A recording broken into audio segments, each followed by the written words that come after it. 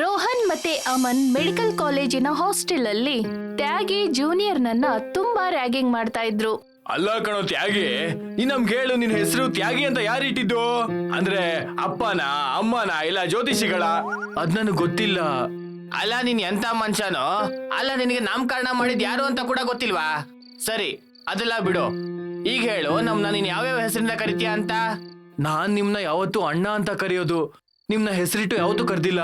ಯಾಕೋ ಸುಳ್ಳು ಹೇಳ್ತಿದ್ಯಾ? ನಾನ್ ನನ್ ಕಿವಿಯಾರೆ ಕೇಳಿದೀನಿ, ನನ್ನ ನಾಗ್ ಮತ್ತೆ ಅಮ್ಮನ್ನ ಬಿಚ್ಚು ಅಂತ ಕರೆಯೋದ್ನ. ಅಮನ್ ತ್ಯಾಗಿ ಹತ್ರ ಹೋಗ್ತಾನೆ. ಅಲ್ಲ ಕಣೋ, ನೀನ್ ನಮ್ಮಿಬ್ರಿಗೆ ಹಿಂಗೆಲ್ಲ ಹೇಳ್ತಾ ಇದ್ಯಾ? ಹೇಳು ಹೇಳೋ ಒಂದ್ಸಲ ನೋಡೋಣ.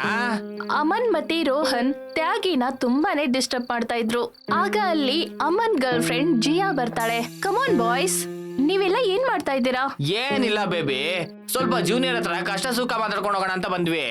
ಮತ್ತಿನ್ನೇನು? ಹೌದಾ, ನನಗೂ ಪರಿಚಯ ಮಾಡ್ಸು ನಿನ್ ಜೂನಿಯರ್ ಅನ್ನ. ನಾನು ಕೂಡ ಕಷ್ಟ ಸುಖ ಮಾತಾಡ್ತೀನಿ. ಈ ರೀತಿಯಾಗಿ ಜಿಯಾ ತ್ಯಾಗಿನ ತಮಾಷೆ ಮಾಡ್ತಿದ್ಲು. ಅವಳು ತ್ಯಾಗಿ ಹತ್ರ ಬಂದು ತನ್ನಂತಾನೆ ಪರಿಚಯ ಮಾಡ್ಕೋತಾಳೆ. ಹಾಯ್, ನನ್ನ ಹೆಸರು ಜಿಯಾ. ತ್ಯಾಗಿ ಕೈ ಕೊಡದೆ ಹಾಗೆ ನಿಂತ್ಕೊಳ್ತಾನೆ. ಯಾಕಪ್ಪ ಡಾಕ್ಟರ್ ಸಾಹೇಬ್ರೆ, ಕೈ ಕೊಡಕ್ಕೆ ಮುಜುಗರ ಆಗ್ತಿದ್ಯಾ? ಅಲ್ಲ ಇಷ್ಟೊಂದೆಲ್ಲ ಮುಜುಗರ ಪಟ್ರೆ ನಾಳೆ ಡಾಕ್ಟರ್ ಆದಾಗ ನೀನು ಪೇಷಂಟ್ ನ ಆಪರೇಷನ್ ಹೆಂಗಪ್ಪ ಮಾಡ್ತೀಯಾ?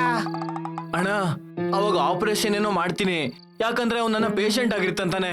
ಓ ಹೌದಾ, ಹಾಗಿದ್ರೆ ಜಿಯಾ ನಿನ್ನ ಪೇಷಂಟ್ ಅಂತ ಅನ್ಕೋ. ಈಗ ಹೇಳು, ಇವಳು ಆಪರೇಷನ್ ಹೆಂಗ್ ಮಾಡ್ತೀಯಾ ಹೇಳು. ಅಮನ್ ತ್ಯಾಗಿ ಕೈಯಲ್ಲಿ ಸರ್ಜರಿಯಲ್ಲಿ ಯೂಸ್ ಮಾಡೋ ಒಂದ್ ಚಾಕುನ ಕೊಡ್ತಾನೆ. ಆದ್ರೆ ತ್ಯಾಗಿ ಆ ಚಾಕುನ ತಗೊಂಡು ಸುಮ್ನೆ ನಿಂತ್ಕೊಂಡಿರ್ತಾನೆ. ಏನಿದು ಗಾಯ್ಸ್, ಈ ಜೂನಿಯರ್ ಅಂತೂ ತುಂಬಾ ಸೀರಿಯಸ್ ಆಗಿದ್ದಾನೆ. ಹಾಗಾದ್ರೆ ನಾನೇ ಅವನನ್ನ ಆಪರೇಷನ್ ಮಾಡ್ತೀನಿ, ನೀವು ನನಗೆ ಸಹಾಯ ಮಾಡಿ. ಅಮನ್ ಮತ್ತೆ ರೋಹನ್ ತ್ಯಾಗಿನ ಹಿಡ್ಕೊಂಡು ಒಂದ್ ಟೇಬಲ್ ಮೇಲೆ ಮಲಗಿಸ್ತಾರೆ. ಜಿಯಾ ತ್ಯಾಗಿ ಕೈಯಿಂದ ಚಾಕು ತಗೊಂಡು ಅವನ್ಗೆ ತಮಾಷೆ ಮಾಡ್ತಾ ಇರ್ತಾಳೆ. ತಮಾಷೆ ಮಾಡ್ತಾ ಮಾಡ್ತಾ ತ್ಯಾಗಿ ಕುತ್ತಿಗೆಗೆ ಚಾಕುನ ಚುಚ್ಬಿಡ್ತಾಳೆ. ಇದರಿಂದಾಗಿ ತ್ಯಾಗಿ ಸತ್ತು ಹೋಗ್ಬಿಡ್ತಾನೆ. ಇದ್ ನೀನ್ ಏನ್ ಮಾಡ್ಬಿಟ್ಟಿಯೇ? ಇವಾಗ ನಾವ್ ಏನ್ ಮಾಡೋದು? ಪೊಲೀಸ್ ನಮ್ನ ಸುಮ್ನೆ ಬಿಡಲ್ಲ ನೋಡು. ನಾನಿದನ್ನ ಬೇಕಂತೆ ಮಾಡ್ಲಿಲ್ಲ, ಮತ್ತೆ ಹೆದರ್ಕೋಬೇಡ. ನಮ್ಮಪ್ಪ ಇನ್ಸ್ಪೆಕ್ಟರ್ ಇದ್ದಾರೆ, ಅವ್ರಿಗೊಂದ್ಸರಿ ಕೇಳ್ತೀನಿ. ಜಿಯಾ ತನ್ನ ತಂದೆ ರಮಣ್ ಅವ್ರಿಗೆ ಕಾಲ್ ಮಾಡ್ತಾಳೆ. ಮತ್ತೆ ಅವ್ರಿಗೆ ನಡೆದ ವಿಷಯ ಎಲ್ಲ ತಿಳಿಸ್ತಾಳೆ. ಅವ್ರ ತಂದೆ ಫೋನಲ್ಲೇ ಅವಳಿಗೆ ಒಂದ್ ಸೊಲ್ಯೂಷನ್ ಕೊಡ್ತಾರೆ, ಆ ಶಿಕ್ಷೆಯಿಂದ ಅವ್ರಿಗೆಲ್ಲ ಪಾರಾಗೋಕೆ. ಅಪ್ಪ ಹೇಳ್ತಿದ್ದಾರೆ ಮಾಡಿಯಿಂದ ಇವನನ್ನ ತಳಬೇಕಂತೆ, ಮತ್ತೆ ಒಂದ್ ಸೂಸೈಡ್ ನೋಟ್ ನ ಬರಿಬೇಕು ಅಂತೆ. ರೋಹನ್ ತ್ಯಾಗಿನ ಎತ್ಕೊಳ್ತಾನೆ. ಎತ್ಕೊಂಡು ಕಾಲೇಜಿನ ಮಹಡಿ ಮೇಲೆ ಬರ್ತಾನೆ. ಅಲ್ಲಿ ಬಂದು ತ್ಯಾಗಿನ ತಳ್ಬಿಡ್ತಾನೆ. ಅಮನ್ ತನ್ನ ಕೈಯಿಂದ ತ್ಯಾಗಿ ಸೂಸೈಡ್ ನೋಟ್ ಅನ್ನ ಬರಿತಾನೆ. ಎಕ್ಸಾಮ್ಸ್ ಪ್ರೆಷರ್ ಇಂದ ನಾನು ಸೂಸೈಡ್ ಮಾಡ್ಕೊಳ್ತಾ ಇದ್ದೀನಿ ಅಂತ ಬರೀತಾನೆ. ಜಿಯಾ ತಂದೆ ಇನ್ಸ್ಪೆಕ್ಟರ್ ರಮನ್ ಅವರು ಈ ಕೇಸ್ ನ ಸೂಸೈಡ್ ಅಂತ ಹೇಳಿ ಕೇಸ್ ನ ಕ್ಲೋಸ್ ಮಾಡ್ತಾರೆ. ನೋಡಿದ್ರಾ, ನಮ್ ತಂದೆ ಒಂದ್ ಚಿಟ್ಕೆಯಲ್ಲಿ ಈ ಕೇಸ್ ನ ಹೇಗ್ ಕ್ಲೋಸ್ ಮಾಡಿದ್ರು ಅಂತ? ನೀವು ಸುಮ್ನೆ ಹೆದರ್ಕೊಳ್ತಾ ಇದ್ರಿ. ಅಲ್ಲ ಕಣೆ, ನಾನ್ ಕೇಳ್ಪಟ್ಟಿದೀನಿ, ಯಾರ್ ಸಾವು ಚಿಕ್ಕ ವಯಸ್ಸಲ್ಲಿ ಆಗುತ್ತೋ ಅವ್ರ ಆತ್ಮ ಸುತ್ತಾಡ್ತಿರುತ್ತಂತೆ. ಇವನು ಏನಾದ್ರೂ ದೆವ್ವಾಗಿವ ಆಗ್ಬಿಟ್ಟು ಬಾಯಿಗೆ ಬಂದಂಗ್ ಮಾತಾಡೋದು ನಿಲ್ಲಿಸ್ತಾ ಇದೀನಿ. ಈಗ ಆಲ್ರೆಡಿ ಒಂದ್ ಕೊಲೆ ಮಾಡಿದೀವಿ ನಾವು, ಅದನ್ನ ಯೋಚನೆ ಮಾಡ್ತಿದ್ರೆ ತಲೆನೇ ಓಡ್ತಾ ಇಲ್ಲ. ಅದ್ ಸಾಲ್ದು ಅಂತ ಉಪ್ಪು ಖಾರ ಹಾಕ್ಬಿಟ್ಟು ಗಾಯನ ದೊಡ್ಡದಾಗ್ ಮಾಡ್ತಾ ಇದ್ಯಾ. ಗೈಸ್ ಕೇಳಿ, ಇನ್ಮೇಲೆ ಈ ವಿಷಯವಾಗಿ ನಾವು ಚರ್ಚೆ ಮಾಡೋ ಹಾಗಿಲ್ಲ, ಗೊತ್ತಾಯ್ತಾ? ತ್ಯಾಗಿ ಸತ್ ಹೋಗಿ ಸ್ವಲ್ಪ ದಿನಗಳು ಕಳೆದು ಹೋಯ್ತು. ಆ 3 ಜನ ಇದನ್ನ ಮರ್ತ್ ಹೋಗಿದ್ರು.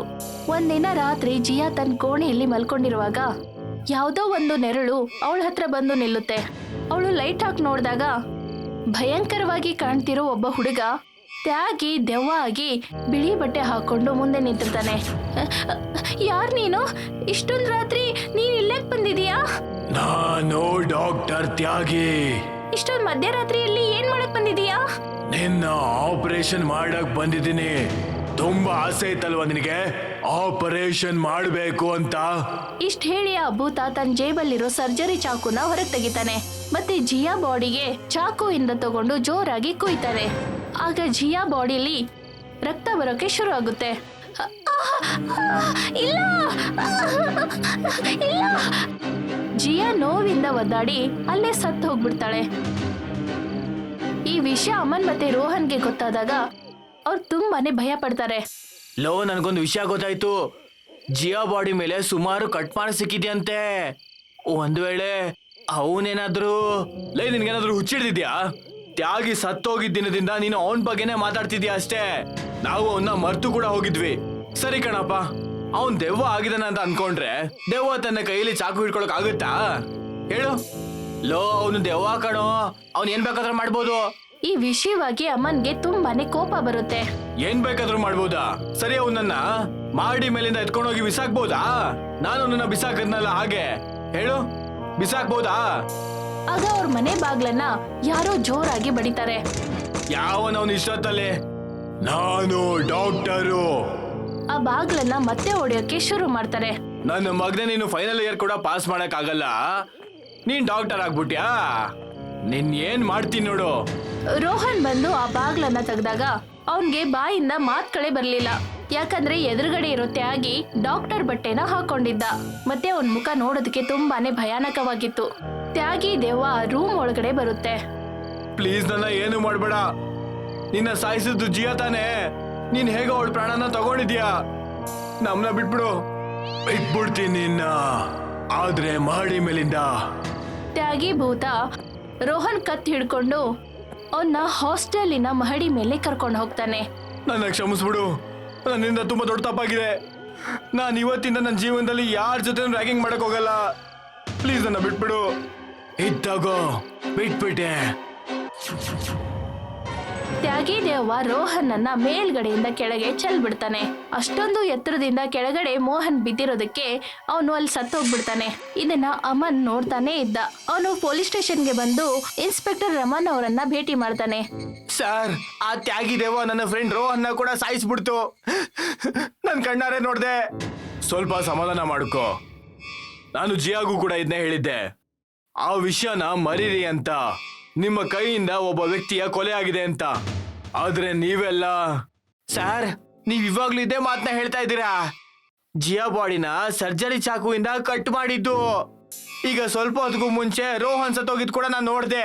ನೋಡು, ನನಗೆ ಹೇಗೆ ಅನ್ನಿಸ್ತಾ ಇದೆ ಅಂದ್ರೆ ಜಿಯಾ ನನ್ನ ಶತ್ರು ಯಾರೋ ಒಬ್ಬ ಕೊಲೆ ಮಾಡಿರೋದು ಅಂತ. ನಾನ್ ಪೊಲೀಸ್ ಅವನಲ್ವಾ, ನನಗೆ ತುಂಬಾ ಜನ ಶತ್ರುಗಳಿದ್ದಾರೆ. ನೀನೀಗ ಮನೆಗೆ ಹೋಗು.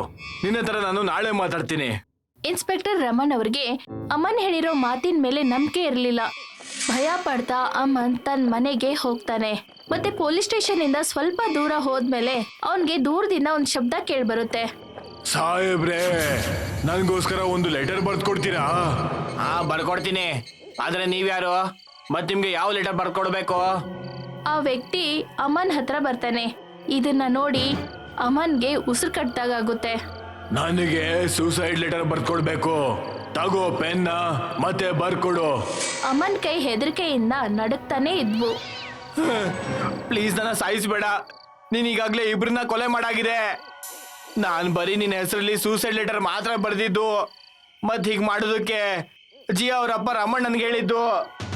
ಸರಿ, ಈಗ ನಿನ್ನ ಹೆಸರಲ್ಲಿ ಒಂದು ಸೂಸೈಡ್ ಲೆಟರ್ ಬರೀ. ತಗೋ, ಬರೀ. ಇದೇ ಪೆನ್ನಿನ ತಾನೇ ಬರ್ದಿದ್ದು ನನ್ನ ಸೂಸೈಡ್ ಲೆಟರ್ನ. ತ್ಯಾಗಿ ಕೈಗೆ ಅಮನ್ ಪೆನ್ನಿಂದ ಅಂಗೆಗೆ ಜೋರಾಗಿ ಚುಚ್ಚಿಬಿಡ್ತಾನೆ, ಆಮೇಲೆ ತಲೆಗೆ. ಇದರಿಂದಾಗಿ ಅಮನ್ ಅಲ್ಲೇ ಸತ್ತೋಗ್ಬಿಡ್ತಾನೆ. ತ್ಯಾಗಿ ಅಲ್ಲಿಂದ ನೇರವಾಗಿ ಪೊಲೀಸ್ ಸ್ಟೇಷನ್ಗೆ ಹೋಗ್ತಾನೆ.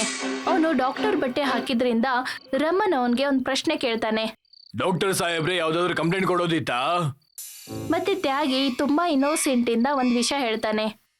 ಹೌದು, ನನ್ನ ಸಾವಿನ ಕಂಪ್ಲೇಂಟು. ಆದ್ರೆ ನೀವು ಜೀವಂತವಾಗೇ ಇದ್ದೀರಾ. ನಾನ್ ಸತ್ತೋಗಿದ್ದೀನಿ. ಮತ್ ನನ್ನ ನಿನ್ನ ಮಗಳು ಮತ್ತೆ ಅವಳ ಫ್ರೆಂಡ್ಸು ಸಾಯಿಸಿದ್ದು. ಏನು, ನೀನ್ ನಿಜವಾಗ್ಲೂ ಅವನಿನ?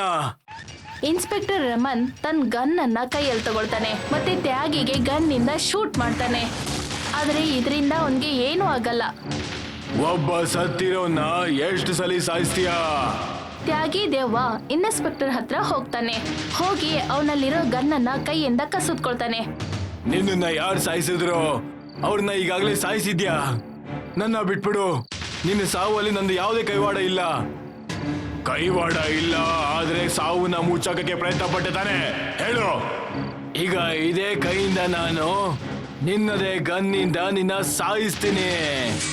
ತ್ಯಾಗಿ ದೆವ್ವ ಇನ್ಸ್ಪೆಕ್ಟರ್ ಕೈಗೆ ಒಂದಾದ್ಮೇಲೆ ಒಂದು ಗುಂಡನ್ನ ಹಾರಿಸ್ತಾನೆ ಇರ್ತಾನೆ. ಇದರಿಂದಾಗಿ ಅವನ ಕೈ ಬಾಡಿಯಿಂದ ಸಪ್ರೇಟ್ ಆಗ್ಬಿಡುತ್ತೆ.